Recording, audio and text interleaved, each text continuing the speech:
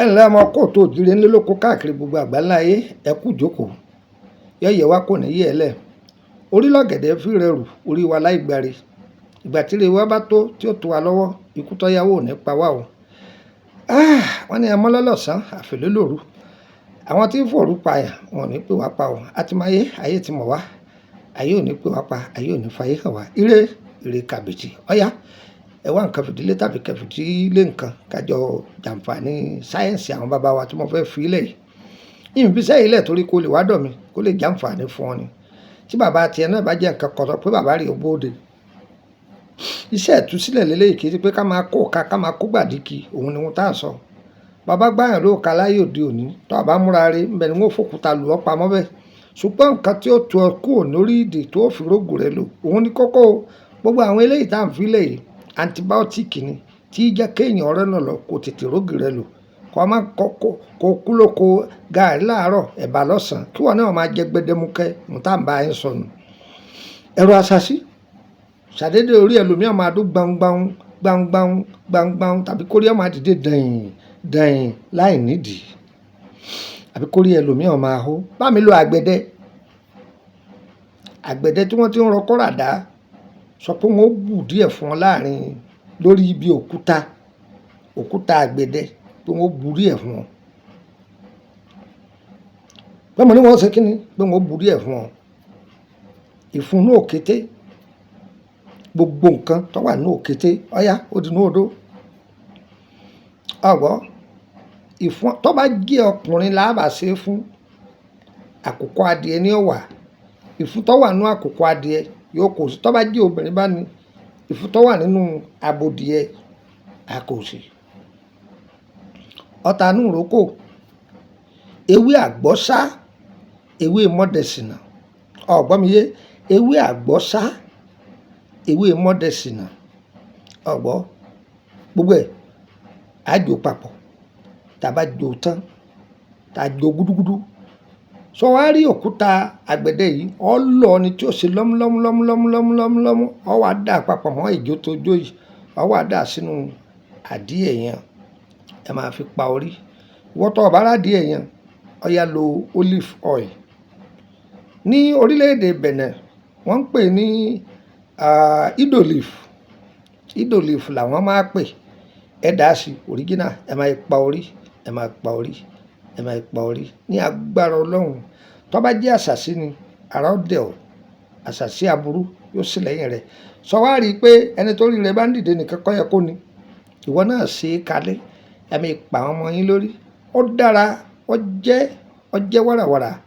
ṣùgbọ́n agbára Ọlọ́run ó lékè ohun gbogbo agbára Ọlọ́run jó ohun gbogbo lọ sọ́run tí ń gbọ́ dáadáa báyìí nísìn bó ṣe jẹ́nu ẹ gbìyànjú ẹ ṣe é sílé torí àwọn ọmọ yín nítorí ọjọ́ kan ọjọ́ tí èèyàn wò dé yànyàn bí è pé bóyá ilẹ̀ ò ní mọ́mọ́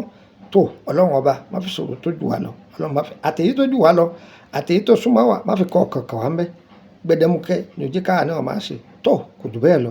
nọ́mbà mi yìí ọ̀yẹ̀mọ́ ọ̀dọ́ +23480 3298 +23480 3298 gbàkásí +23481 33155 +23481 33155 tó bá ti pé méjèèjì yìí tí ò lọ mo sì lórílẹ̀‐èdè Nàìjíríà mo wà lórílẹ̀‐èdè Benin ọ̀gbọ́ mo ṣe kódà kí n má sí ní Benin bóyá Burkina Faso mọ́ lọ Niger ní Liberia ní Côte d'Ivoire ní Ghana ní tó bá pe nọ́mbà Benin mi yóò sì máa dán ọ lóhùn àmọ́ bí wọ́n ti ṣe o nọ́mbà Benin bó ṣe rí nù o bó ṣe rí nù ṣùgbọ́n tó bá bá mi sọ̀rọ̀ ní WhatsApp Nàìjíríà yẹn kò sí ni ibẹ̀ gangan ọ wà ní Benin ní o kọ́ńtírì yóò tọ́ wà ní o +23480 3298 ibẹ̀ ní gbogbo yẹn máa darí ìbéèrè yín kọ tó bá lọ darí kọ ti Benin yìí ní dán lóhùn kọ́bọ̀ yìí ní dán WhatsApp mélòó mo fẹ́ máa control sẹ́mi ṣiṣẹ́ ọ́fíìsì ni àbí mò ń ṣiṣẹ́ kọ̀ǹpútà bí mo ti lè dán lóhùn ìwọ tí n bá ti wàá dáhùn mẹ́sẹ̀gì rẹ ó ṣe sùúrù fún mi ìrọ́pọ̀ ńlẹ̀ tó ṣe jẹ́nu èèyàn mẹ́rin ló lè pe nọ́mbà mi o kì í ṣe gbogbo èrò ìwọ tí o fẹ́ béèrè àkọsẹ̀jáyé rẹ owó lọ́ọ́ san ìwọ tí o fẹ́ wọ WhatsApp group owó ni wọ́n ń san wọ́bẹ̀ tẹ́lẹ̀tẹ́lẹ̀ sẹ́ẹ̀mì ni ó ti di dí mi wọ́n tó wà léde Nàìjíríà 10,000 ni tó o bá ti san sẹ́nu ẹ̀kẹ́ má béèrè kankan ní dán lóhùn tó o bá sanwó tó wọlé bóṣù bá ti parí ọ máa san mí tó o mọ̀ kí tó o bá ra dátà 100,000 bóṣù bá parí bọ̀ ọ̀rà mí wọn kò kú mẹ́rin bó ṣe rí nìyẹn o tọ́ àti ìwọ tó jẹ́ pé o fẹ́ ra àwọn product ta nílẹ̀ bóyá bí àtúndè ni àbí nǹkan kankan ẹjọ́ o níbo ni mo ti lè ríra o á sọ pé ibi báyìí ó ríra ń bẹ̀. ẹlẹ́lẹ́ẹ̀kẹrin àwọn ni ìwọ tó jẹ́ pé ọ̀pọ̀lọpọ̀ iṣẹ́ tá a ti fi sílẹ̀ kò sáǹfààní fún ọ láti ṣe bóyá torí ibi iṣẹ́ àbí bákan o fẹ́ ká bọ́ ṣe ọ̀tán tó bá ti pè wá tó bá ti lè sanwó àbọ̀ ṣe ó sì jẹ́nu DHL lọ́fẹ́ gbé ìwọ ló sanwó rẹ̀ mọ́tò lọ́fẹ́ gbé ìwọ ló sanwó rẹ̀ kódà ìwọ tó wà lórílẹ̀‐èdè Benin pé o fẹ́ kí wọ́n gbé iṣẹ́ rẹ̀ kàn lára àwọn tí ọ̀bọ̀ sẹ́ndì àwọn ti wà nílẹ̀ so kò ní sí rárá kódà tí dábìjan ìwọ tó wà lábìjan pé ǹjẹ́ wo iṣẹ́ rẹ̀ gbà má wọrí kò jù bẹ́ẹ̀ lọ má wọrí. ẹ̀yin èèyàn mi ní ìlú Abidjan ẹ kú ojú lọ́nà láàrin oṣù kẹsàn-án sóṣù kẹwàá ẹ kú ojú lọ́nà ń bọ̀ wá bá wa ń lu ọjọ́ díẹ̀ rẹpẹtẹ pẹ̀lú wa ẹ má bínú torí pé allegation ẹ pọ̀ pé mi ò ń lò jọ̀sẹ̀ méjì lọ yóò jù bẹ́ẹ̀ lọ tí n bá wá ní oṣù kẹsàn-án kò sì jẹnu á dára fún wa o ayé wa kò ní yẹ ń bọ̀ lọ́dọ̀ mi ní orílẹ̀-èdè Nàìjíríà láti Ìkòròdú garage ẹ̀wọ̀n mọ́tò tí ń lọ Báyékù ẹ bọ́lẹ̀ ní Emily bus stop Emily street number 50 lẹ́gbẹ̀ẹ́ ilé lọ́ọ̀yà ní ìbò lọ́dọ̀ mi lórílẹ̀-èdè Benin kò tẹ́ ẹ̀ẹ́dẹ́gà kan níbi Túndé tí ń ta mọ́tò níbi ẹ̀yìn ọjà Adégàkàn ibẹ̀ ní ọ̀dọ̀ mi títí Mercredi Suedi Fontredi àpàdé ara wa ní orílẹ̀-èdè Benin kò jù bẹ́ẹ̀ lọ owó ọ̀tọ̀ bá fẹ́ rí mi ẹ̀ máa gbáradì gbogbo ẹ̀yin tẹ́ níṣẹ́ yín gbà lọ́dọ̀ mi ní orílẹ̀-èdè Benin ẹ̀yin ẹ̀fọ́ kan yín balẹ̀ Ọlọ́run ní pòkù ní sọ̀rọ̀ ojú ara wa ẹsẹ̀ ara wa láti pàdé ara wa ire o ire kàbìtì ẹ pàdé mi nírọ̀lẹ́ kò tó ní mẹ́ta tí mo fẹ́ já fún yín ó dàárọ̀